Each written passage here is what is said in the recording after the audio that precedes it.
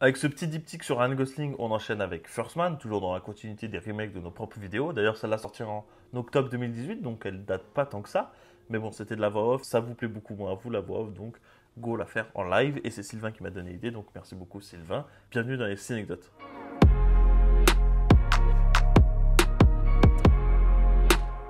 Si vous ne le saviez pas, ce film à la base il est très inspiré d'un livre de James Hansen. Du coup, comme c'est un mec qui aime faire plein de choses, il a décidé d'écrire sa première biographie en 2000 et il a voulu la consacrer à Neil Armstrong. Neil Armstrong qui était toujours vivant en 2000, il est décédé en 2012 malheureusement. Du coup, il l'a contacté, mais bon, Neil Armstrong c'est pas un mec qui aime spécialement donner des entretiens depuis sa gloire.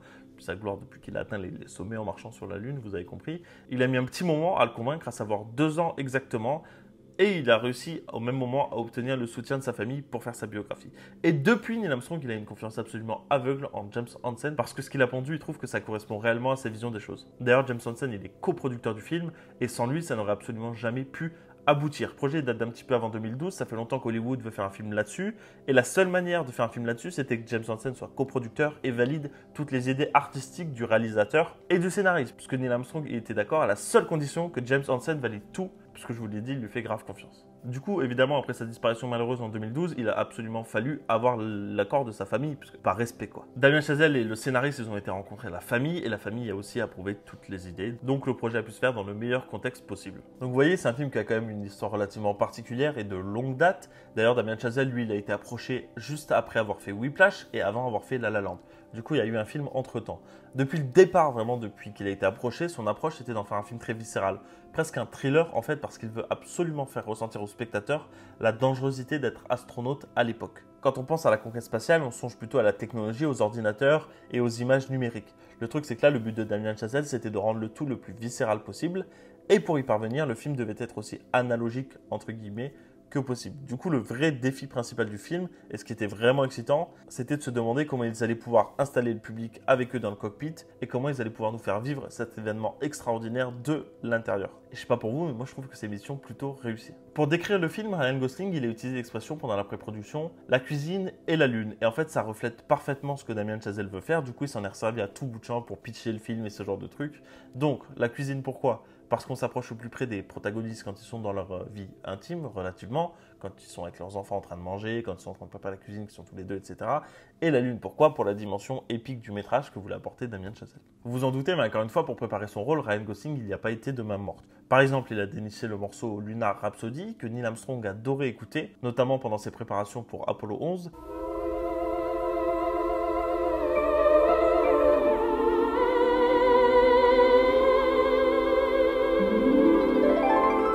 C'est un morceau de Theremin. Theremin, c'est un instrument très étrange. Du coup, comme ils trouvaient que cet instrument il collait très bien à Neil Armstrong, ils ont décidé d'ajouter cet instrument-là dans les bandes-sons du film. Il a aussi écouté Egelock, c'est une comédie musicale qui a été écrite par Neil Armstrong lui-même quand il était à l'université. Pour aller encore plus loin et pour être encore plus proche de son personnage, il a décidé de rencontrer sa famille. Plutôt logique jusque-là. Donc il a eu la chance de rencontrer Janet Armstrong, sa femme, avant sa disparition. Il a aussi beaucoup côtoyé ses 2 enfants et sa sœur dans leur petite ferme natale de l'Ohio, là où tout le monde a grandi. Le musée Armstrong de l'aéronautique et de l'espace, ainsi que les centres de la NASA à Cap Canaveral et à Houston, n'ont pas non plus hésité à lui ouvrir les portes.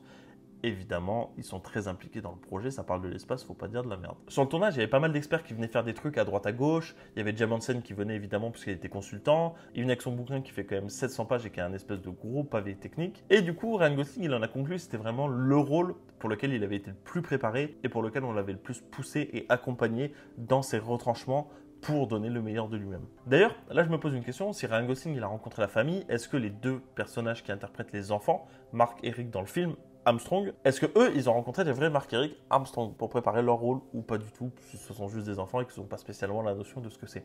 Si vous avez une petite idée de ça, n'hésitez pas à me le dire en commentaire parce que je suis très curieux. D'habitude, c'est moi qui vous apporte les infos, mais là, pour le coup, si vous en avez, je serai le preneur. Forcément, pour préparer leur rôle, tous les astronautes ont suivi un stage d'entraînement directement fait à la NASA. Du coup, ils ont pu être en apesanteur, tester la gravité lunaire, ils ont vu comment les astronautes travaillaient, où ils vivaient, ce qu'ils mangeaient et comment ils s'entraînaient et se formaient. C'est décrit comme une espèce d'ensemble d'outils très essentiels pour permettre aux acteurs de se fondre dans leur rôle. Dans la veine des réalisateurs qui ont envie de faire les choses très bien, il y a Damien Chazelle, maintenant vous vous en doutez, vous avez vu La La Land et Whiplash et First Man du coup. Damien Chazelle, il avait absolument envie que ce soit le plus réaliste possible et le plus terre à terre possible, donc il y a eu des effets spéciaux évidemment, mais des effets spéciaux de manière un petit peu différente. J'espère que je vous trouverai un making of pour vous le mettre. Par exemple, il a convenu avec son chef décorateur que les capsules spatiales dans lesquelles ils étaient, elles ne seraient pas agrandies de plus de 10% par souci de réalisme, et surtout ça a compliqué le cadrage parce que dans un film en général quand il y a un bâtiment ou une pièce en particulier, souvent elle est un petit peu agrandie pour qu'il puisse y avoir un cadreur en plus et que les proportions soient respectées par rapport à la caméra, comme si la caméra était dans le mur en fait. Le truc c'est qu'avec une capsule en métal de la NASA,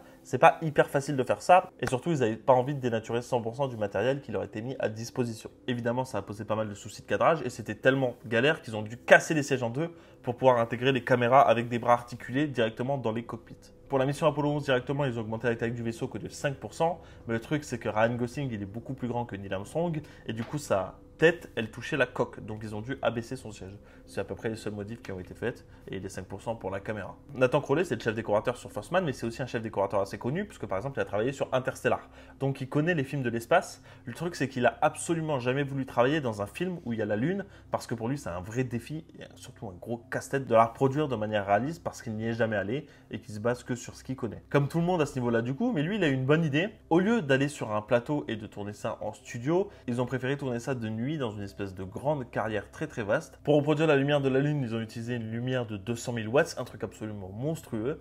Vous savez, juste avant l'alunissage, on a l'alarme 1201 et 1202 qui se déclenchent. Du coup, ils demandent au Space Center ce qu'ils doivent faire, comment ils doivent interpréter ça parce qu'ils ne les connaissent pas. Ils disent de les ignorer, donc on n'a pas trop l'information de qu'est-ce que c'est. Là, je l'ai, je peux vous la donner. C'est qu'en réalité, le tableau de bord, il reçoit trop d'infos en même temps. Il y a trop de commandes qui sont faites, il y a trop de paramètres extérieurs à prendre en compte. Et du coup, la machine, elle est perdue. En gros, le seul signal que ça envoie, c'est qu'il y a un trop plein d'informations. Et en désactivant l'alarme, en fait, il désactive une information et ça restabilise le trop plein d'infos. Mais du coup, un petit peu après, il se passe d'autres trucs, peut-être plus devant ou quoi. Du coup, ils reçoivent trop d'infos et l'alarme se redéclenche et il la réignore. Juste après Apollo 11, il y a eu Apollo 12, évidemment. Donc là, c'était un vol un petit peu différent qui ne visait pas aller sur la Lune. Et juste au moment de son décollage, vous en avez peut-être entendu parler, Apollo 12 a été frappé par la foudre. Et bien du coup, ça a déclenché la même alarme, à savoir la 1202, pour le trop plein d'informations. En même temps, t'es une navette et tu te prends la foudre. Je comprends que ce soit compliqué quand même.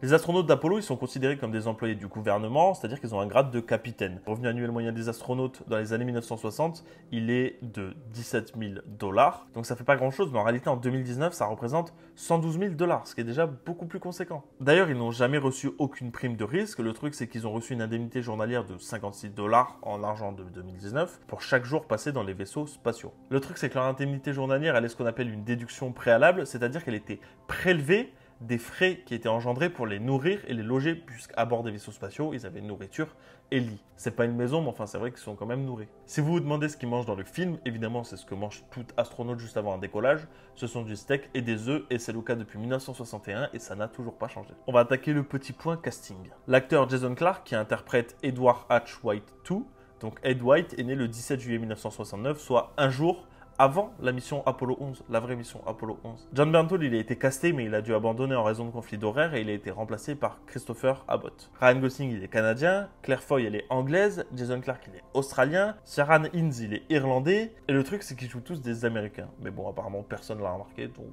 pas trop de différence, quoi. Pablo Schreiber, dans le film, il incarne James Lovell, et c'est un personnage que vous connaissez déjà si vous avez vu le film Apollo 13, puisque c'est la personne qui est interprétée par Tom Hanks à l'écran. Vous savez, quand ils partent dans l'espace, ils emportent des kits personnels. Et d'ailleurs, il y a un des acteurs qui fait la blague dans le film à la fin, à la conférence de presse pré-lancement. Il dit que sa femme, elle fait que lui rajouter des bijoux dans son kit. Et aussi, on voit que Neil Armstrong, il emporte le bracelet de sa fille pour le jeter dans l'espace. C'est très beau, mais enfin, c'est pas le sujet. Le truc, c'est qu'en vrai, on ne sait pas trop ce qu'il a mis dans son kit. C'est des infos qui sont absolument privées. Janet, elle pense qu'il a rien pris pour ses deux fils. Miskina, comme on dit. Du coup, le livre et le film, ils spéculent absolument sur ce qu'il y a dans le kit, parce que des infos comme ça, elles resteront probablement toujours privées. Dans l'une des missions de Gemini où Ryan Gosling est avec son copilote, il y a un photographe qui se rend chez la famille Armstrong pour voir comment Janet réagit, pour prendre des photos de famille, etc. Et vous savez, elle a une espèce de petite boîte, c'est pas de la radio, hein, c'est un truc qui est fourni par la NASA pour qu'elle puisse écouter comment se déroule le vol. Le truc, c'est qu'à un moment, quand il y a un problème et qu'ils se mettent à tourner très très vite, la NASA leur coupe la boîte et Janet Armstrong, elle se rend au centre de contrôle. Et bien ça, c'est totalement inspiré d'un fait réel, puisque c'est ce qui s'est passé dans la réalité. Janet Armstrong, elle s'est rendue sur place pour les déglinguer. Donc, vous savez, c'est un projet de longue date, et à la base, vraiment au tout début, juste avant 2012, du coup, c'est Clint Eastwood qui était rattaché à la réalisation du film. Pourquoi ça ne s'est pas fait, je ne sais pas. Mais enfin, si ça avait été fait, ça aurait été un projet très très patriotique et surtout assez moyen, à mon avis, hein, vu ce qu'il fait ces derniers temps. L'anecdote de ouf, à Chicago, il y a un planétarium qui s'appelle le planétarium Adler et qui est chargé de nommer les étoiles, certaines en particulier, les plus petites par exemple n'ont pas de nom. Et bien figurez-vous que ce planétarium a prénommé 2 étoiles en fonction des 2 noms des petites filles de Ryan Gosling, il a 2 filles, et ils ont fait ça pour le remercier de son implication sur le film et pour son interprétation de Neil Armstrong. Du coup, lui, il possède un certificat remis par ce planétarium, comme quoi il y a 2 étoiles dans l'espace qui portent le prénom de ces 2 filles en son honneur. C'est quand même un très beau cadeau pour un papa. Vous connaissez l'expression décrocher la lune, bah là pour le coup il a presque ramené 2 étoiles quoi. Dans le tout premier trailer du film, on voyait la maison des Armstrong brûlée. C'est un événement qui s'est produit dans la vraie vie et qui a été filmé et tourné. Le truc c'est qu'ils l'ont pas mis dans le film au final. Apollo 11 c'était pas la première mission spatiale à pouvoir se poser sur la lune puisqu'elle a été précédée d'Apollo 10 qui était un test. Et Apollo 10 ça a été un grand succès. Donc si jamais il y avait eu une mutinerie à bord et qu'ils avaient décidé de se révolter et de se poser sur la lune parce qu'ils le pouvaient, ça aurait posé un petit souci technique. Donc vous savez, la mission Apollo 11, le vaisseau il s'appelle Eagle. Donc quand ils disent l'aigle s'est posé, c'est parce qu'ils disent Eagle s'est posé en anglais. Ce qui est relativement classe. Le truc c'est qu'ils ont prénommé le vaisseau d'Apollo 10 Snoopy. Du coup, Snoopy s'est posé, ça le fait un petit peu moins. Et d'ailleurs, depuis mai 1969, Snoopy est resté en orbite solaire. Mark Armstrong et Rick Armstrong, les enfants de Neil Armstrong, ont déclaré que Ryan Gosling était la version la plus fidèle et représentative de ce qu'ils avaient connu de leur père. À l'époque où il y a eu Apollo 11, du coup en 1969, c'était Nixon qui était le président des États-Unis. Et William Safdie, c'est l'un de ses préparateurs de discours. Il avait écrit un discours au cas où la mission, elle, échouait. En gros, ce qui était très probable à l'époque comme problème, c'était soit qu'il gère mal l'alunissage et qu'il s'écrase, soit qu'il n'arrivait pas à redécoller.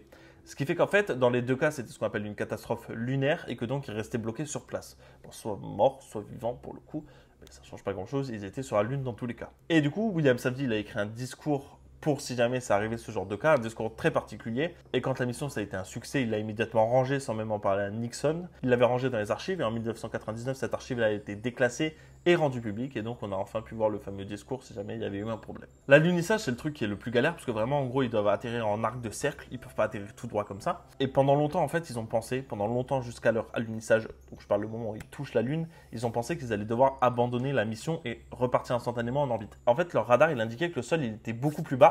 Et du coup, ils n'avaient pas le carburant. Vous savez, le fameux carburant qui permet du coup de freiner et de se poser. Le truc, c'est que bah, voilà, s'il n'y a plus de carburant avant qu'il touche le sol, il s'écrase. Et si c'est haut, il s'écrase vraiment très fort, malheureusement. Et le truc, c'est que leur radar, il déconnait un peu, en fait. Et donc, ils pensaient qu'ils étaient très loin du sol et qu'ils n'allaient pas avoir de carburant. En passant au-dessous d'un cratère, en fait, ça a déréglé le radar. Et en ressortant de ce cratère-là, le radar, il s'est réglé tout seul. Et c'est là qu'ils ont pu atterrir. Et d'ailleurs, ça, on le voit dans le film. Donc, vous voyez, il y a l'énorme cratère. D'ailleurs, on a l'impression qu'on va atterrir dedans tellement ça se pose particulièrement. On en a fini avec First Man. Merci à tous d'avoir regardé cette vidéo. J'espère que vous avez apprécié le film. N'hésitez pas à me le dire en commentaire. N'hésitez pas aussi à lire cette petite bible sur First Man si jamais vous en avez envie et que ça vous intéresse. Et puis, on se dit à bientôt pour une nouvelle vidéo. Évidemment, n'oubliez pas de lâcher votre meilleur pouce bleu et de vous abonner. Ciao!